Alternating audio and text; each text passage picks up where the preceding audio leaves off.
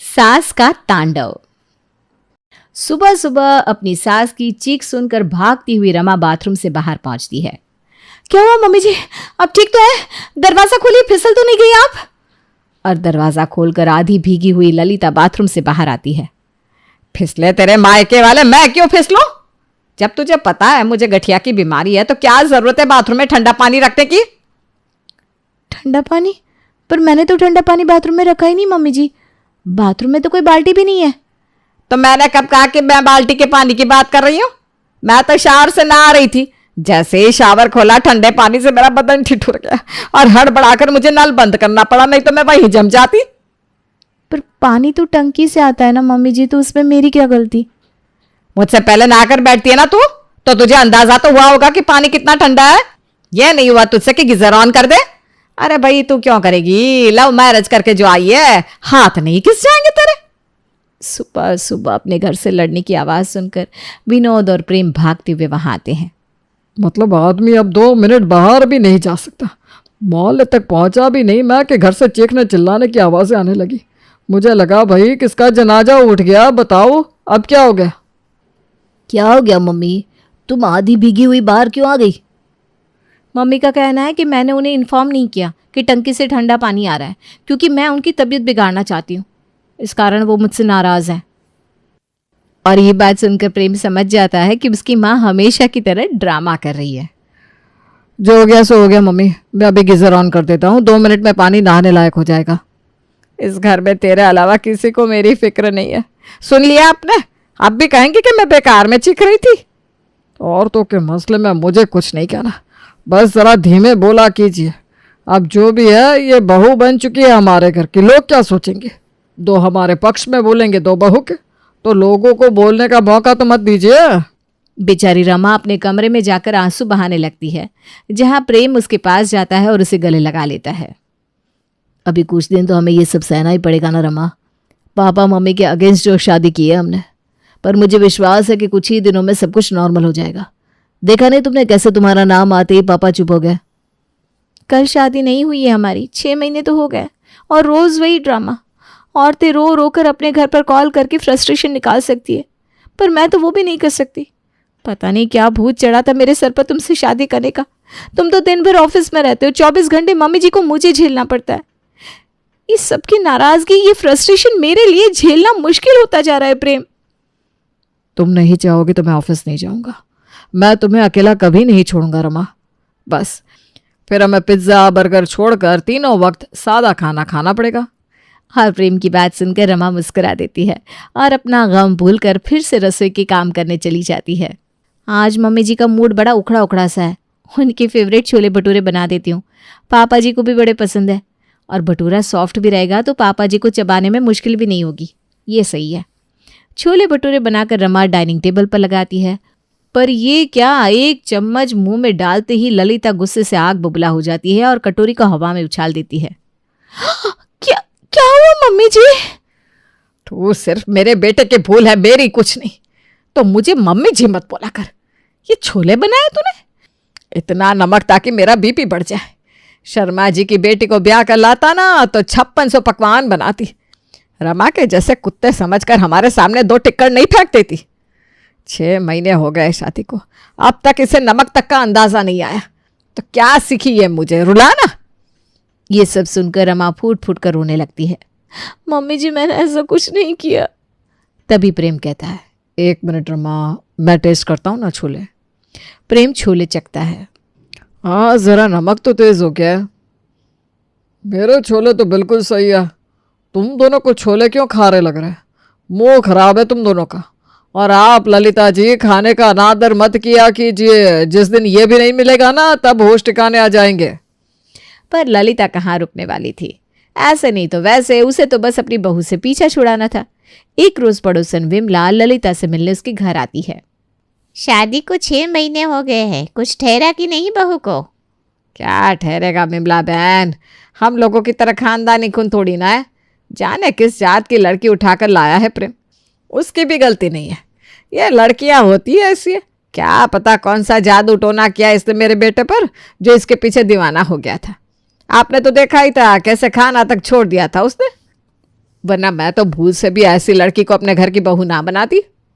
पूछने का मन तो मेरा भी था, पर तेरा निजी मामला है करके मैंने पूछा नहीं। वही मैं सोच रही थी कि बहू देखने में हमारी जात की तो लगती नहीं, ना लड़की वाले देखने आए ना कोई दिखा सुनी हुई। अचानक शादी कैसे हो रही है, वो भी ललिता बहन के बेटे की, जो कि प्रेम विवाह के सख्त खिलाफ है। अरे काहे का लव मैरिज विमला, मैं तो बेटे के मोह में फंस गई। अब उसने जहर चखने की ठान ही ली थी तो मैं भी क्या ही करती। कुछ महीने तो रुक जा, भागती दिखेगी ये, फिर प्रेम को जाकर अकल आएगी कि माँ सच कहती थी। फिर मैं उसकी शादी अपने पसंद की लड़की से करवा दूंगी। ये बात तो तू सही कह रही है ललिता, प्रेम विवाह आजकल टिकता कहाँ है। आजकल के बच्चों में सहन शक्ति हमारी तरह रह कहाँ गई है। हर बात पर उन्हें डिवोर्स चाहिए होता है, ऊपर से हड़बड़ी में की हुई शादियाँ तो और नहीं चलती। रसोई में काम कर रही प्रेमा ये सब सुन रही थी और वो अपनी फ्रेंड को फ़ोन लगा के सारी कथा बताती है। पुरानी पिक्चरों की ललिता पवार है मेरी सास, कोई निरूपा रॉय नहीं है जो मैं उन्हें समझाऊंगी और वो समझ जाएंगी। जिसे डायन चुड़ैल का साया होता तो मैं झाड़ फूंक करवा लेती, पर यह औरत इस तरह मेरे सर पर बैठी हुई है कि कुछ भी नहीं किया जा सकता। कितने भी हाथ पैर जोड़ लूं, मम्मी जी कर लूं, इन्हें तो बस मुझे सुनाना होता है। ऊपर से इनका शक कि दूसरे जात की लड़की है, लव मैरिज करके आई है, आज नहीं तो कल जरूर भाग जाएगी। तूने सब कुछ ट्राई कर लिया, प्यार से भी बोलकर और चुप रहकर भी। अब मेरी मान तो एक बच्चा कर ले। तुझे ना देखना जाए पर बच्चे को तो देखेगी, वो तो खुद का खून होगा ना, और बच्चे को तो माँ की ज़रूरत पड़ेगी ही। फिर वो तुझे ज़्यादा नहीं सता पाएगी। इससे तेरी सास को ये भी विश्वास हो जाएगा कि तू प्रेम को छोड़कर भागने वालों में से नहीं है। अरे वाह प्रिया, क्या आइडिया दिया है तुमने। रमा की खुशी का तो कोई ठिकाना ही नहीं था। आखिर आज उसे अपनी सास के खिलाफ एक शस्त्र जो मिल गया था। रात को सभी के सोने के बाद जब प्रेम कमरे में आता है तो रमा उससे कहती है, एक बच्चा चाहिए मुझे प्रेम। तुम कुछ गलत नहीं मांग रही हो रमा, पर मुझे अजीब ये लग रहा है कि तुम ये कह रही हो कि तुम्हें एक बच्चा चाहिए। तुम्हें तो कभी अपना बच्चा चाहिए ही नहीं था। तुम तो हमेशा से एक बच्चे को अडॉप्ट करना चाहती थी, तो फिर आज अचानक। इस शादी के बाद मम्मी जी ऐसे ही परेशान है।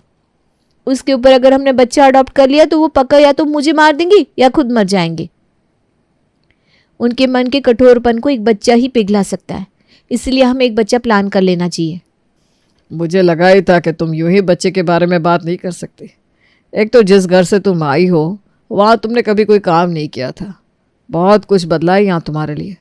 इतने प्रेशर फ्रस्ट्रेशन के बाद अगर तुमने कंसीव भी कर लिया तो बच्चे पर उसका ख़राब असर पड़ेगा, क्योंकि तुम फिज़िकली और मेंटली हेल्दी नहीं हो। जिस बच्चे का हमने फ्यूचर ही प्लान नहीं किया उसे हम क्यों पैदा करें रमा, सिर्फ इसलिए कि मम्मी का दिल पिघल जाए, सिर्फ इस झमेले को सॉल्व करने के लिए। और उसके बाद भी अगर मम्मी नहीं मानी तो बच्चा मेरा है और बहू पराई, तब भी तो कह सकती है ना मम्मी। फिर क्या होगा उस बच्चे का, बोलो। वो प्रिया ने कहा था तो।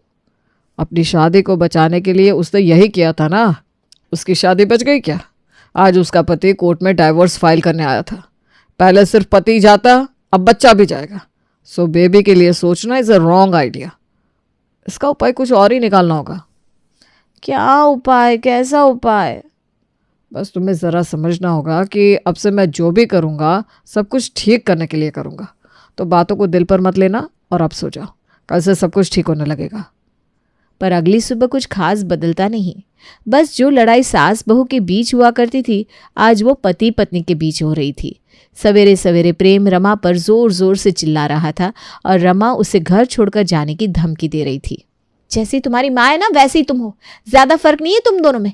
यही बदलाव ला रहे हो तुम मेरे जीवन में कि पहले माँ मेरे सर पर नाचती थी, अब तुम। रहना ही नहीं है मुझे इस घर में, मेरी गलती हो गई जो मैं यहाँ आ गई।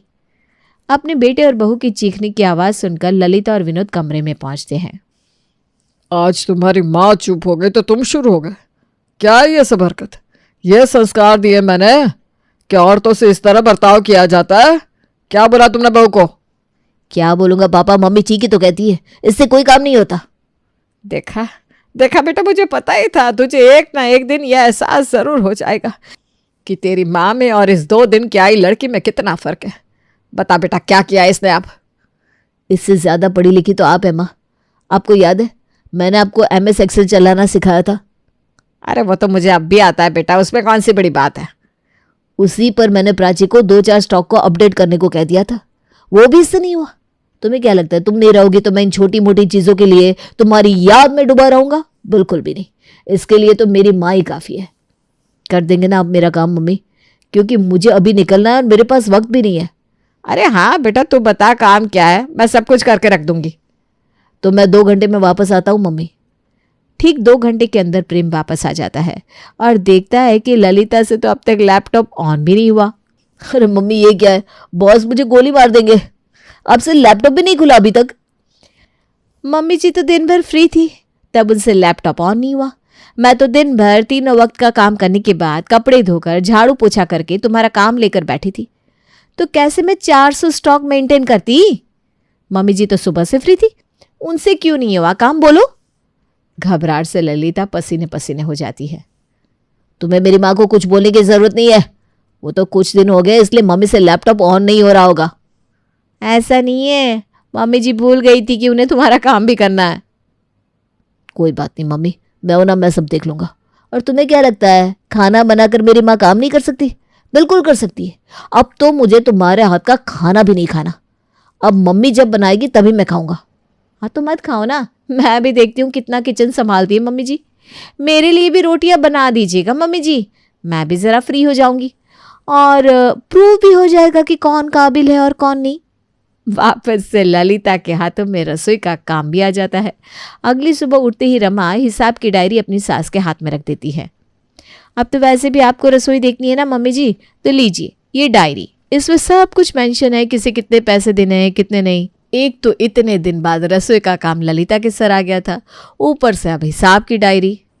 ये कहाँ फंस गई ललिता तू? आज से 10 साल पहले ही तो रसोई छोड़ दी थी, उसके बाद से तक कुक काम कर रही थी। और बहू क्या थी, मैंने उसको हटाया ना होता तो ये रसोई का झमेला मेरे मत्थे तो ना आता। किसी तरह रोती बिलखती ललिता सब्जियां काट कर सब्जियां पकाने लगती है।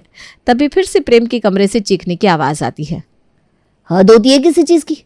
ऑफिस की वाइट शर्ट धोने के लिए कहा था मैंने तुम्हें, कोई पूरे का पूरा बक्सा धोने के लिए नहीं दे दिया था? एक काम तुमसे नहीं होता। तो मैं चली जाती हूँ ना, करवा लो किसी और से काम। मैं नहीं रहूंगी ना, तब आएगी अकल ठिकाने। ये बार बार तुम जाने की धमकी किसे देते हो? तुम्हें क्या लगता है तुम चली जाओगी तो मेरे कपड़े नहीं धुलेंगे? मेरी माँ है यहाँ, वो एक क्या मेरे लिए कब्बड़ के एक एक कपड़े धो सकती है। क्यों, इतना तो कर ही सकती हो ना माँ आप मेरे लिए। मैं कपड़े धोऊं बेटा? क्यों माँ, हमेशा से मेरे कपड़े तुम ही तो धोती थी। नहीं मतलब पहले वो काम वाली रेखा थी, वो कपड़ा बर्तन झाड़ू पोछा करती थी। कोई बात नहीं, आप तो धो ही लोगी। इस रमा से तो हारने वाली नहीं हो आप। और माँ जल्दी से पहले नाश्ता करवाओ ना, मुझे बड़ी जोर की भूख लगी है। सब्जी बना रही है मम्मी जी? अरे 10 बज रहे हैं मम्मी, अभी तक सब्जी बना रही हो आप? सुबह के 8 बजे तक नाश्ता मिल जाता था तुम्हें, 9 बजे तुम ऑफिस चले जाते थे।